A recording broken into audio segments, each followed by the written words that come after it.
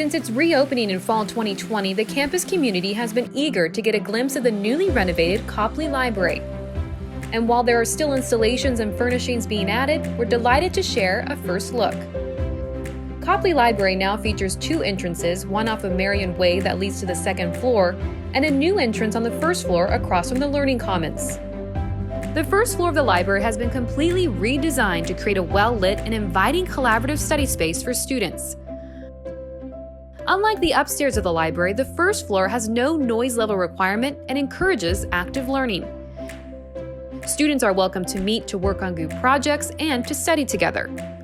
The first floor also features new bathrooms and a brand new space called Copley Lounge, located off of the hallway to the Camino Stacks.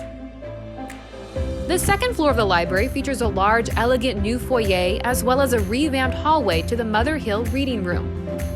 The hallway will feature exhibits on one side and closed-door reservable study spaces on the other. The second floor also features several brand new spaces, including a journals reading room for leisurely reading of academic journals and magazines, open-view classrooms for library faculty to teach, a faculty reading room for USC professors, and office spaces for librarians. In total, the library now features seating for 1,000 people, with 25 group study rooms, 3 seminar rooms, 3 classrooms, and even 10 study spaces in the Camino Stacks. Due to health and safety guidelines, the library is only open in a limited way at this time. Current USD students are welcome to reserve a study space on the first floor by visiting the library website.